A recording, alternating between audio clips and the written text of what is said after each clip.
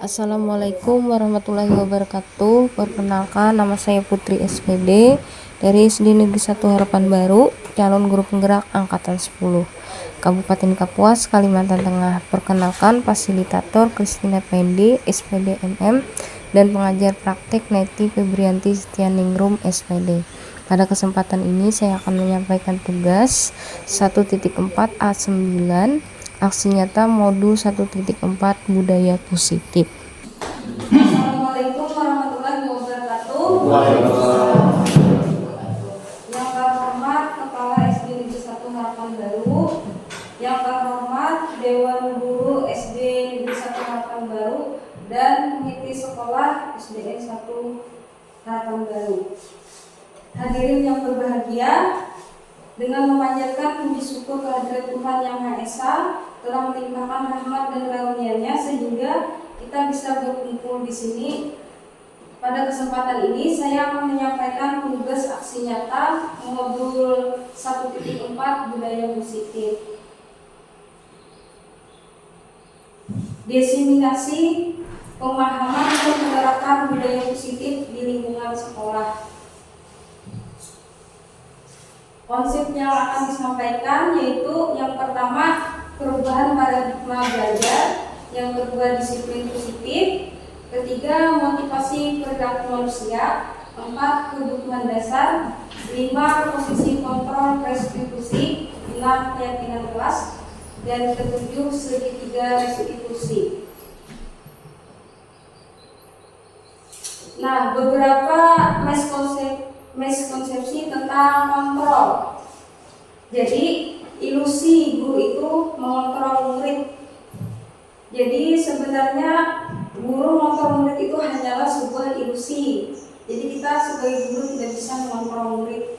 Kemudian ilusi bahwa semua penguatan positif, efektif, dan bermanfaat. Yang ketiga, ilusi bahwa kritik dan membuat orang merasa bersalah itu dapat menguatkan karakter. Ilusi bahwa orang dewasa memiliki hak untuk memaksa. Disiplin positif adalah maknanya di sini menyatakan bahwa arti dari kata disiplin itu menurut Diane, disiplin ini juga berkonotasi dengan disiplin diri dari murid-murid menurut dari Sokrates dan Plato. Dengan kata lain, disiplin diri juga mempelajari bagaimana cara kita mengontrol diri dan menghargai nilai-nilai yang kita untuk mencapai tujuan mulia yang diinginkan. Oke, kita lanjutkan. Yang berikutnya adalah motivasi perilaku manusia. Nah, di sini motivasi perilaku manusia itu dikategorikan kepada tiga ya. Di sini ada tiga. Pertama, untuk menghindari ketidaknyamanan atau hukuman. Nah, jadi kita di sini sebagai guru sebisa mungkin untuk menghindari ketidaknyamanan siswa ya, atau kita memberikan hukuman. Karena memberikan hukuman kepada siswa itu akan berdampak negatif kepada siswa. Nah, jadi siswa seakan-akan dia ketakutan dan lain sebagainya. Yang kedua, motivasi perilaku manusia adalah untuk mendapatkan imbalan atau penghargaan dari orang lain. Nah, kan biasanya ada seorang guru biasanya memberikan, kalau ini dapat menjawab ini diberikan imbalan. Nah, kalau memberikan imbalan terus-menerus juga kurang baik bagi perilaku anak itu, karena dia terpaut kepada penghargaan tadi. Sedikit diberi imbalan, artinya dia kalau tidak diberi imbalan, dia tidak akan mau menuruti atau mengerjakan tugas yang kita berikan. Nah, yang berikutnya adalah yang ketiga, motivasi perilaku manusia adalah untuk menjadi orang yang mereka inginkan dan menghargai diri sendiri dengan nilai-nilai yang mereka percaya. Nah, untuk menghindari ketidaknyamanan atau hukuman itu, ini adalah tingkat terendah dari motivasi perilaku manusia. Biasanya orang yang motivasi perilakunya untuk menghindari hukuman atau ketidaknyamanan, dia akan bertanya apa yang akan terjadi apabila saya tidak melakukannya. Nah, jadi motivasi ini akan bersifat eksternal. Untuk mendapatkan imbalan atau penghargaan dari orang lain tadi, mereka melakukan sebuah tindakan. Apa tindakan mereka itu? Tindakannya adalah sering mereka ingin mendapatkan pujian. Nah, seperti yang saya jelaskan tadi, sedikit-sedikit minta dipuji. Kalau tidak dipuji, mereka malas mengerjakan sesuatu. Nah, itu. Berikutnya adalah untuk menjadi orang yang mereka inginkan dan menghargai diri sendiri dengan nilai-nilai yang mereka percaya. Mereka melakukan sesuatu karena nilai-nilai yang mereka yakini dan dihargai. Dan mereka melakukannya karena mereka ingin menjadi orang yang melakukan nilai-nilai yang mereka yakini tersebut. Ini adalah motivasi yang akan membuat seseorang itu memiliki disiplin positif karena motivasi berperilaku bersifat internal, bukan eksternal ya. Nah, berikutnya adalah hukuman dan penghargaan. Nah, ini hukuman.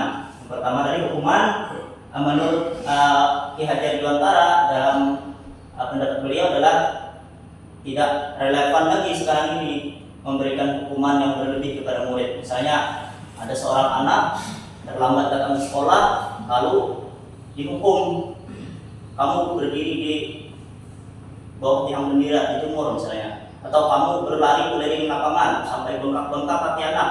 Nah, itu tidak relevan lagi sekarang. Hanya diberikan konsekuensi. Apa itu konsekuensi? Konsekuensi itu adalah kita beri keterangan kepada anak itu. Kamu kemarin kan sudah menyepakati, memberikan kesepakatan atau keyakinan kelas kita bahwasanya apabila terlambat datang ke sekolah, konsekuensinya adalah membersihkan kelas. Itu konsekuensi. Tapi kalau masalah hukuman itu sekarang ini tidak ditiadakan lagi hukuman itu. Dan penghargaan, tadi sudah saya jelaskan masalah memberikan penghargaan tadi ya. Nah, ini ada identitas gagal dan identitas sukses. Bapak Ibu sekalian, kita bisa melihat di sini ada dua macam ya, ada konsekuensi, ada identitas gagal dan identitas sukses. Pertama adalah identitas gagal itu kita memberikan hukuman. Sesuatu yang menyakitkan harus terjadi. Kalau kita memberikan hukuman kepada seorang anak atau seorang murid yang ada di sekolah, maka sesuatu yang menyakitkan harus terjadi, sakit hati dia.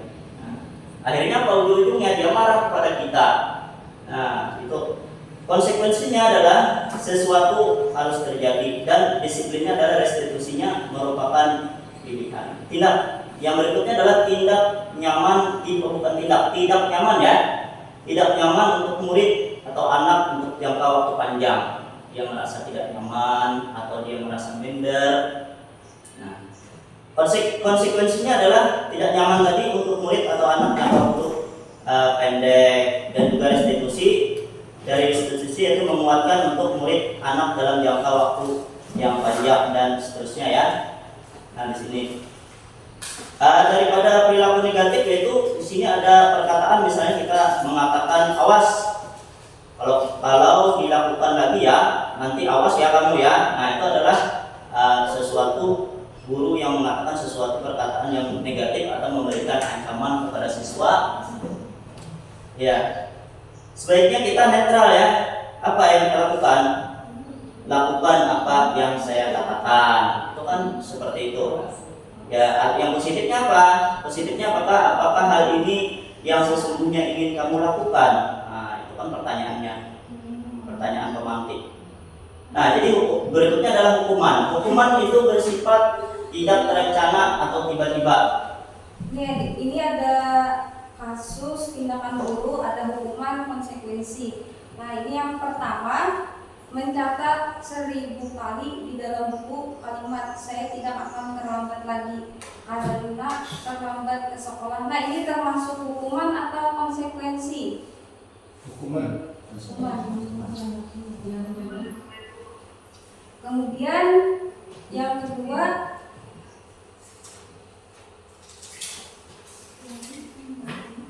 kedua, lari mengelilingi lapangan basket 2 kali karena terlambat hadir ke sekolah. Itu termasuk hukuman atau konsekuensi? Konsekuensi. Oh.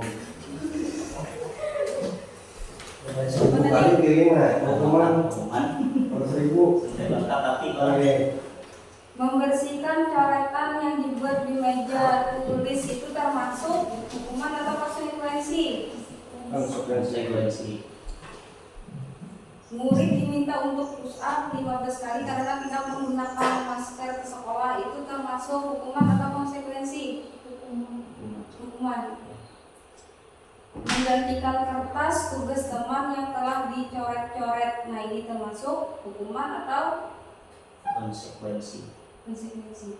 Nah, perbedaannya hukuman dan konsekuensi itu, kalau hukuman itu siswa tidak tahu apa yang akan terjadi pada dirinya, jadi hukuman itu terjadi sesuatu yang mendadak. Nah, mendadak kan kejadiannya. Kalau konsekuensi itu telah terjadi kesepakatan antara guru dan murid. Misalnya kalau dia melanggar sesuatu, konsekuensinya apa gitu. Nah, kalau yang memberi hukuman ini kalau bukan guru kelasnya, biasanya kan kesepakatan itu antar kelas. Kalau guru lain di mata pelajaran yang berhubungan, berarti itu adalah hukuman karena kan mendadak sifatnya. Kalau konsekuensi tadi, kalau guru kelasnya yang memberikan hukuman, berarti kalau hukuman itu diberikan oleh guru kelasnya. Nah, ada istilah kata dihukum oleh penghargaan. Jadi yang namanya penghargaan itu bukan hanya untuk memotivasi, ternyata penghargaan itu juga sifatnya menghukum. Yang alasannya yang pertama, pengaruh jangka pendek dan jangka panjang. Yang kedua, penghargaan tidak efektif. Penghargaan merusak hubungan. Yang keempat, penghargaan mengurangi ketepatan. Penghargaan menurunkan kualitas. Penghargaan mematikan kreativitas. Yang ketujuh, penghargaan juga menghukum. Bisa juga penghargaan motivasi dari dalam diri atau intrinsi. Nah, di sini kenapa penghargaan ini dikatakan menghukum? Karena siswa yang kita beri penghargaan kan merasa senang, tapi bagi siswa yang tidak mendapatkan kesempatan, misalnya dia kan menang dalam, misalnya kita beri penghargaan, dia pernah mendapat nilai bagus. Nah, siswa yang tidak mendapatkan penghargaan itu merasa dirinya dihukum karena tidak mendapatkan kesempatan yang sama. Nah, itu adalah menjatuhkan motivasi minat belajar siswa. 5 kebutuhan dasar manusia. Tadi yang pertama, kebutuhan bertahan hidup. Ini adalah sifatnya fisiologis untuk bertahan hidup, misalnya untuk kesehatan, rumah dan makanan. Kebutuhan biologis sebagai bahan dari proses produksi kebutuhan untuk tetap bertahan hidup. Kalau untuk kebutuhan kasih sayang itu, anak-anak yang memiliki kebutuhan kasih sayang dan rasa ingin diterima biasanya ingin disukai dan diterima di lingkungannya. Mereka juga akrab dengan orang tuanya. Biasanya mereka belajar karena suka pada gurunya. Bagi mereka teman sebaya sangatlah penting. Mereka juga biasanya suka belajar dalam bentuk kelompok. Kemudian untuk penguasaan. Nah, kebutuhan ini berhubungan dengan kekuatan untuk mencapai sesuatu. Ingin menjadi kompeten, menjadi terampil, diakui atas prestasi, keterampilan kita, didengarkan dan memiliki rasa harga diri. Ada kebutuhan kebebasan. Kebutuhan untuk kebebasan adalah kebutuhan akan kemandirian, otonomi, memiliki pilihan dan mampu mengendalikan arah hidup seseorang. Kemudian kebutuhan akan kesenangan adalah kebutuhan untuk mencari kesenangan, misalnya bermain, tertawa.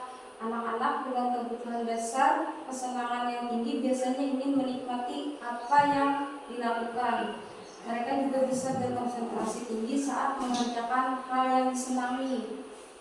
Nah, ini ada kasus. Tahun ini Dimas genap berusia 17 tahun.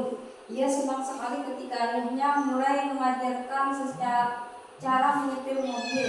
Setiap akhir pekan, ia berlatih menyetir. Ia terlihat senang sekali berlatih sampai akhirnya ia bisa menyetir mobil dengan baik dan lancar. Ketika ibunya bertanya pada Dimas, apa yang membuat dia ingin bisa menyetir mobil? ketika jawaban Dimas adalah seperti berikut ini. Kebutuhan apa yang ingin dia penuhi? Nah, aku merasa bangga dan keren. Nah, ini adalah kebutuhan apa? Termasuk Iya Bu, kebebasan, kesenangan. kebutuhan Kesenangan. Ya, ya, kesenangan. betul, kesenangan. Biar bisa jalan-jalan naik mobil sama teman-temanku. Nah, ini termasuk kebutuhan. Kesenangan. Aku senang bisa pergi ke tempat yang aku suka. Kesenangan. Ini kebutuhan. Senang. Kebutuhan senang bisa pergi ke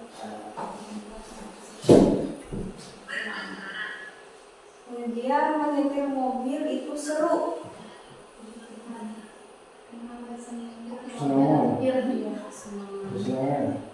Kita memasuki pada posisi kontrol restitusi. Nah, di sini ada 5 macam posisi kontrol yang bisa kita terapkan di sekolah. Melalui serangkaian riset dan berdasarkan pada teori kontrol Dr. William Glasser, dosen berkesimpulan ada 5 posisi kontrol yang diterapkan seorang guru, orang tua ataupun atasan dalam melakukan posisi kontrol. Yang pertama itu adalah posisinya penghukum. Yang kedua, pembuat merasa bersalah. Yang ketiga, teman. Posisi kontrol yang keempat adalah pemantau, dan yang kelima posisinya adalah manajer. Mari kita ulas bersama-sama Bapak Ibu. Yang pertama adalah posisi penghukum. Nah, di posisi penghukum adalah misalnya seorang penghukum itu bisa menggunakan hukuman fisik maupun verbal. Orang-orang yang menjalankan posisi penghukum senantiasa mengatakan bahwa sekolah memerlukan sistem atau alat yang dapat lebih menekan murid-murid lebih dalam lagi. Guru-guru yang menerapkan posisi penghukum akan berkata, apa perkataannya? Patuhi aturan saya, atau awas, kamu selalu saja salah, selalu, pasti selalu yang terakhir selesai. Guru seperti ini senantiasa percaya hanya ada satu cara agar pembelajaran bisa berhasil, yaitu dengan cara dia sendiri. Nah, itu posisi penghukum dari seorang guru.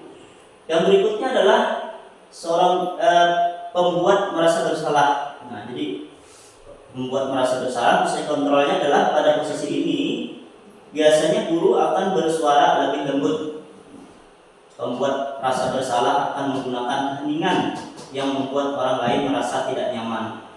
Bersalah atau rendah diri, kata-kata yang keluar dengan lembut, akan tetapi akan misalnya seperti ini ya.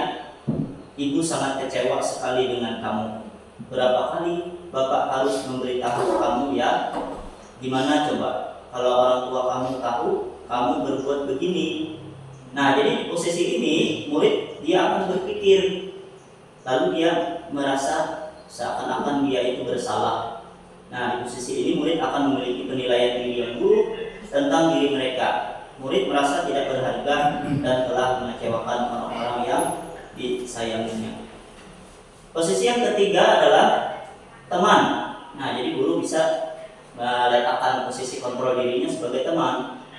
Guru pada posisi ini tidak akan menyakiti murid, namun akan tetap berupaya mengontrol murid melalui persuasi. Posisi teman pada guru bisa negatif atau juga bisa positif. Positif di sini berupa hubungan baik yang terjalin antara guru dan murid. Guru di posisi teman itu menggunakan hubungan baik dan dia suka humor biasanya untuk mempengaruhi seseorang. Dan misalnya adalah dia berkata, ayo bantulah demi Bapak ya. Ayo ingat, tidak bantuan Bapak selama ini ya. Nah, ya sudah, kali ini tidak apa-apa, nanti Ibu bantu bereskan ya. Nah, jadi itu adalah contoh-contoh posisi kontrol sebagai teman, perkataan seorang guru. Lalu si murid tadi dia seakan-akan merasa bersalah kepada gurunya. Yang berikutnya adalah posisinya sebagai pemantau. Nah, memantau berarti mengawasi. Pada saat ini pada saat kita mengawasi, kita bertanggung jawab atas perilaku orang-orang yang kita awasi.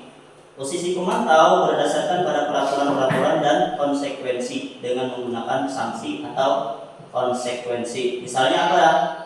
Peraturannya apa? Apa yang telah kamu lakukan? Sanksi atau konsekuensinya apa?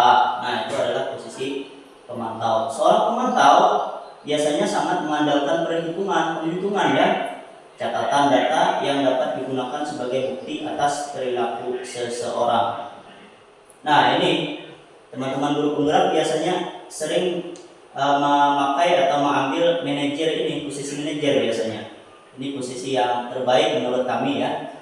Posisi terakhir yaitu manajer adalah posisi di mana guru berbuat sesuatu bersama dengan murid, mempersilahkan murid mempertanggungjawabkan perilakunya, mendukung murid agar dapat menemukan solusi atas permasalahannya sendiri. Seorang manajer telah memiliki keterampilan di posisi teman maupun pemantau.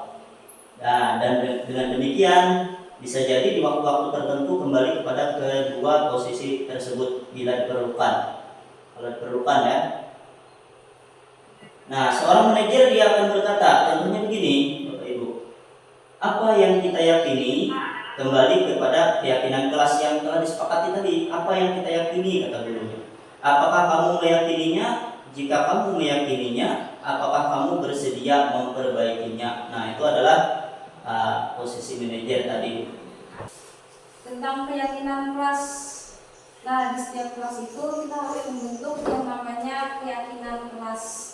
Pentingnya memiliki keyakinan kelas sebagai pondasi dan arah tujuan sebuah sekolah atau kelas yang akan menjadi landasan dalam memecahkan konflik atau permasalahan di dalam sebuah sekolah atau kelas. Nah, mengapa keyakinan kelas? Mengapa tidak peraturan kelas saja? Mengapa kita memiliki peraturan tentang penggunaan helm saat mengendarai kendaraan roda 2 atau motor? Nah, kemungkinan jawabannya tujuannya untuk apa kita menggunakan helm? Untuk menjaga keselamatan, Bu. Ya, untuk menjaga keselamatan. Terus mengapa kita memiliki peraturan tentang penggunaan masker dan mencuci tangan setiap saat? Untuk apa? Untuk menjaga kesehatan. Untuk juga menghindari tersebarnya penyakit, Bu. Nah, berarti untuk kesehatan dan keselamatan. Nah, nilai-nilai keselamatan atau kesehatan inilah yang kita sebut sebagai suatu keyakinan. Karena kita meyakini.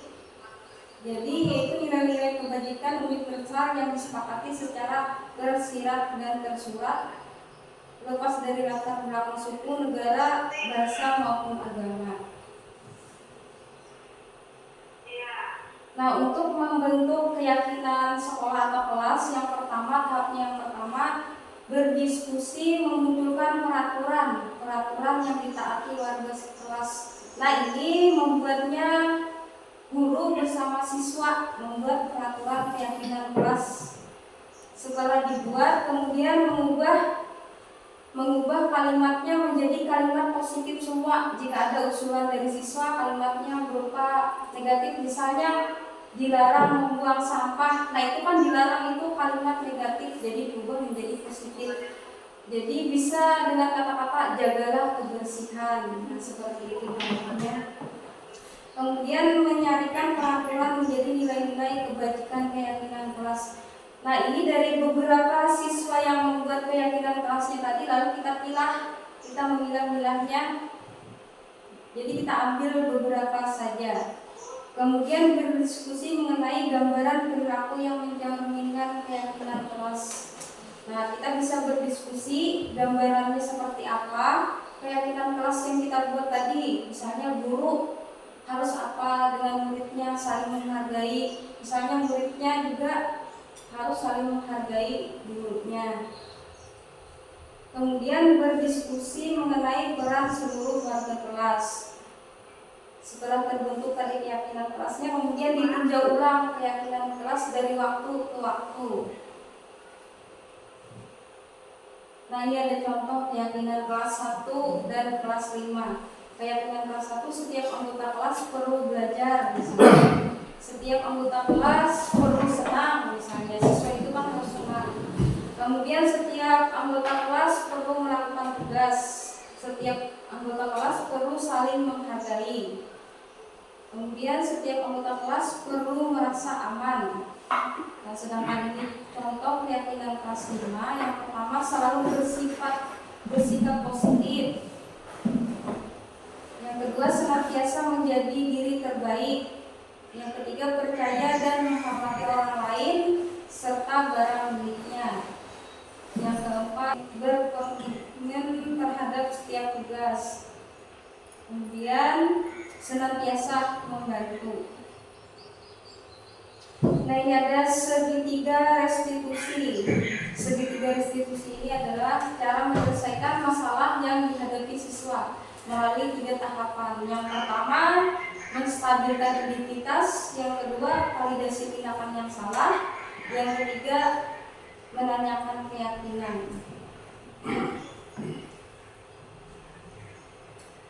Menstabilkan identitas. Bagian dasar dari segitiga bertujuan untuk mengubah identitas anak dari orang yang gagal karena melakukan kesalahan menjadi orang yang sukses. Anak yang melanggar peraturan karena sedang mencari peraturan adalah anak yang sedang mengalami kegagalan. Jadi anak yang melakukan kesalahan itu adalah dia mengalami kegagalan. Nah, dia mencoba untuk memenuhi kebutuhan dasarnya, namun ada benturan. Kalau kita mengkritik dia, maka kita akan tetap membuatnya dalam posisi gagal. Kalau kita ingin menjadi reflektif, maka kita harus meyakinkan si anak dengan cara mengatakan kalimat-kalimat ini. Misalnya, tidak ada manusia yang sempurna. Misalnya lagi, kita bisa menyelesaikan ini. Kemudian bapak atau ibu tidak tertarik mencari siapa yang salah, tapi bapak atau ibu ingin mencari solusi dari permasalahan ini. Kamu berhak merasa begitu. Apakah kamu sedang menjadi teman yang baik buat diri sendiri? Nah, validasi tindakan yang salah. Menurut teori kontrol, semua tindakan manusia baik atau buruk pasti memiliki maksud atau tujuan tertentu. Kalimat-kalimat guru ini mungkin terdengar asing buat guru, namun bila dikatakan dengan tanpa dan menghakimi akan memvalidasi kebutuhan mereka. Misalnya, padahal kamu bisa melakukan yang lebih buruk dari ini lagi. Kamu pasti punya alasan mengapa melakukan hal itu. Kamu patut bangga pada dirimu sendiri karena kamu telah melindungi sesuatu yang penting buatmu. Kemudian menanyakan keyakinan. Teori kontrol menyatakan bahwa kita pada dasarnya termotivasi secara internal.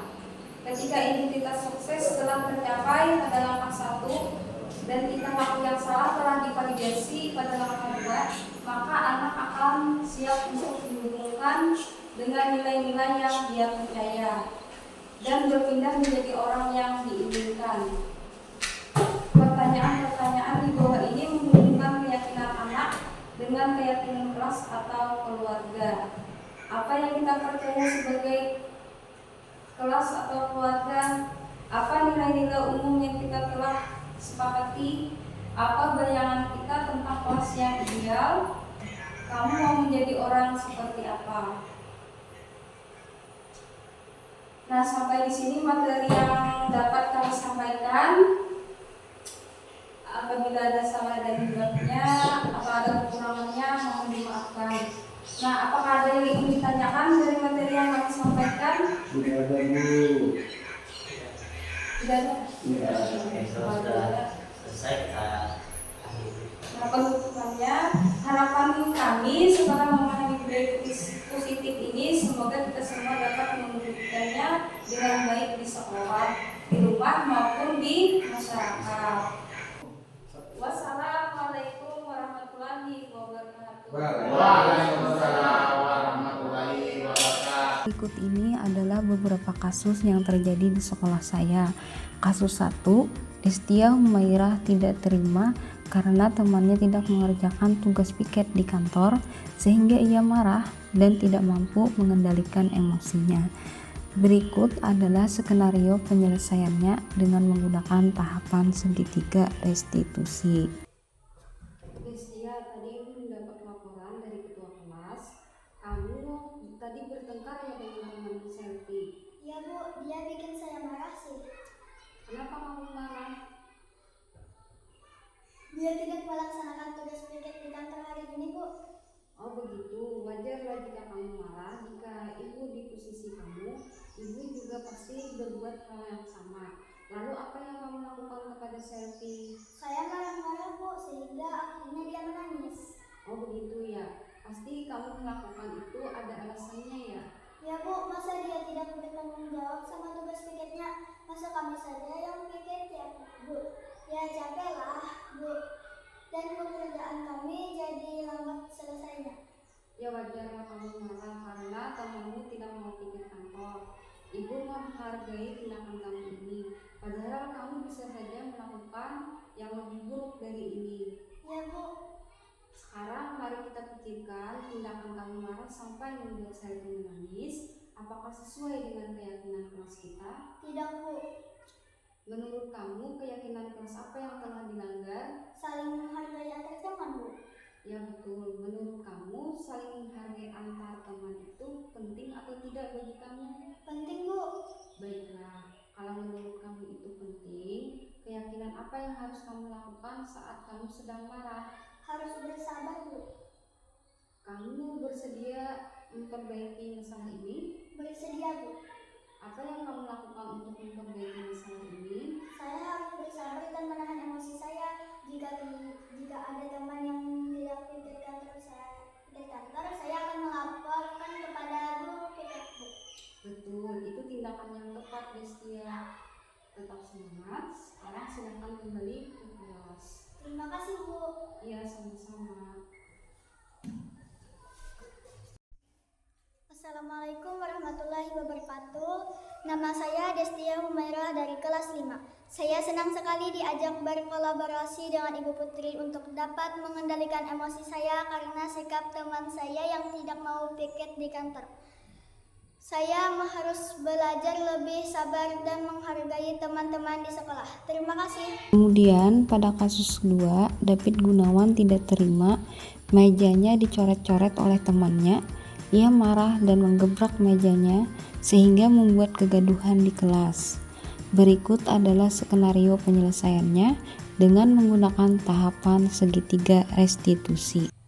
David, tadi kamu mendapat laporan dari ketua kelas. Kamu tadi bertengkar dengan Amin. Ya Bu, dia bikin saya kesel sih. Kenapa kamu kesal? Dia mencoret-coret meja saya Bu. Oh begitu, wajarlah jika kamu marah. Ibu tidak bermaksud mencari siapa yang salah, tapi ibu ingin mencari solusi dari permasalahan ini. Ya Bu, Lalu apa yang kamu lakukan kepada Amin? saya marah dan menggerebek meja Bu. Oh begitu, kamu pasti punya alasan mengapa melakukan hal itu. Ya Bu, Amin mencoret-coret meja saya. Ini kan salah satu perbuatan melanggar tata tertib kelas Bu. Saya tidak suka sama Amin karena dia telah melanggar tata tertib di kelas. Kamu boleh mempertahankan sikap itu, tapi kamu harus menambahkan sikap yang baru. Baik Bu. Sekarang coba kita pikirkan, tindakan kamu marah sampai menggebrak meja, apakah sesuai dengan keyakinan kelas kita? Tidak Bu. Kamu mau jadi orang seperti apa? Jadi orang yang menghormati teman-teman Bu. Ya betul, menurut kamu perilaku menghormati teman-teman itu penting atau tidak untuk kamu? Penting Bu. Baiklah, kalau menurut kamu penting, keyakinan apa yang harus kamu lakukan saat kamu sedang marah? Harus bersabar Bu. Kamu bersedia memperbaiki masalah ini? Bersedia Bu. Apa yang kamu lakukan untuk memperbaiki masalah ini? Saya harus bersabar dan menjaga emosi saya. Jika ada teman yang mencoret-coret meja saya akan melaporkan kepada guru kelas Bu. Betul, itu tindakan yang tepat dan tetap semangat. Sekarang silahkan kembali ke kelas. Terima kasih Bu. Ya, sama-sama. Assalamualaikum, nama saya David Gunawan dari kelas 6. Saya senang sekali diajak berdiskusi dengan Ibu Putri untuk dapat mengendalikan sikap saya karena perilaku teman saya yang melanggar tata tertib di kelas. Harus belajar lebih sabar dan menghormati teman-teman saya di kelas. Terima kasih. Assalamualaikum warahmatullahi wabarakatuh.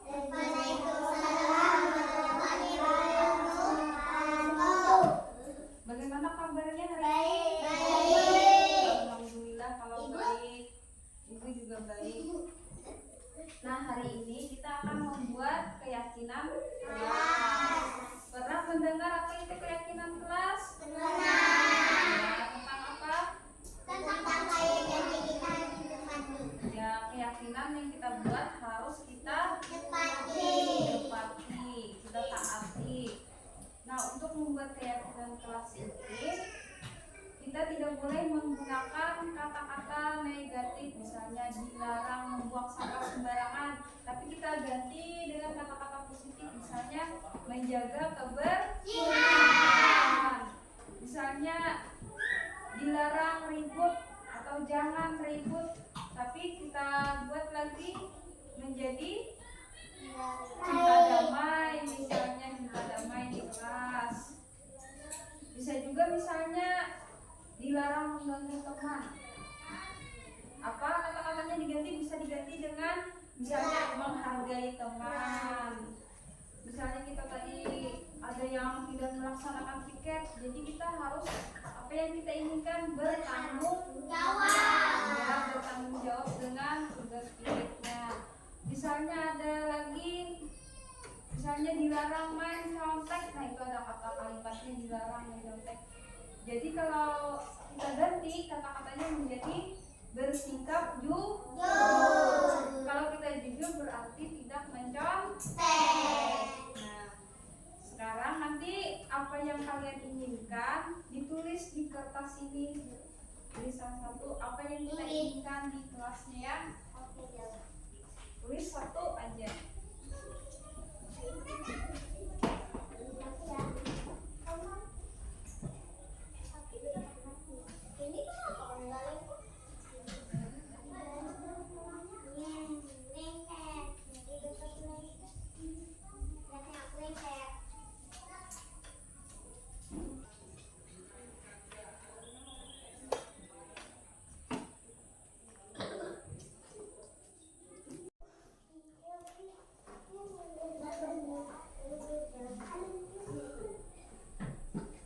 Sudah selesai bikin keyakinan kelasnya? Sudah. Kita tempel di sini.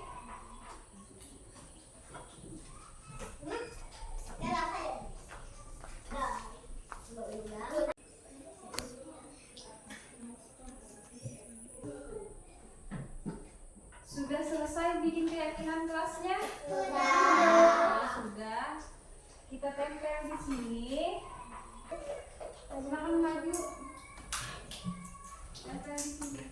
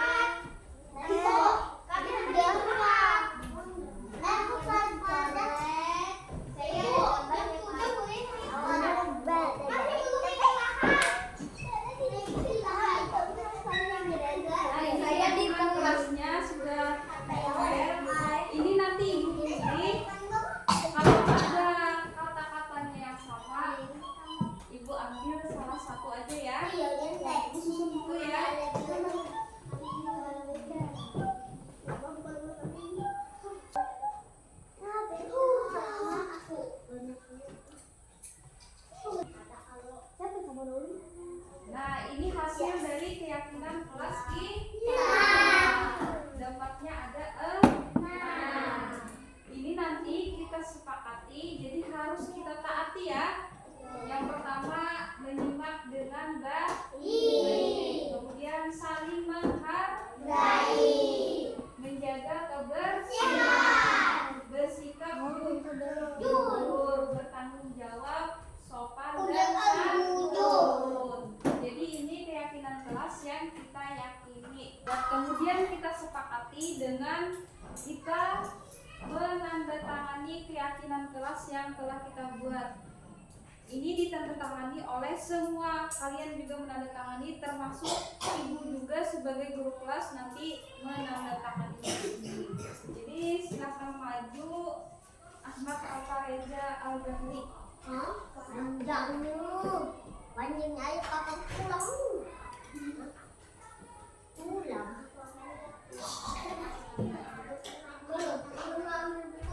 Al-Rehan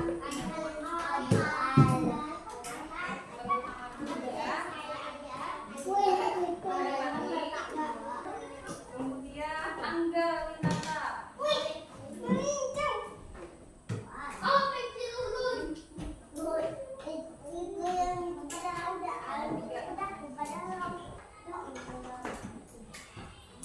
Kemudian Baina.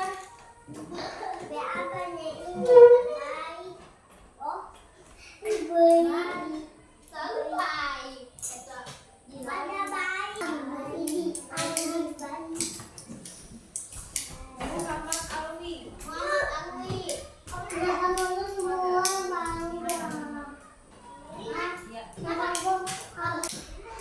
Ya, kemudian Farsad.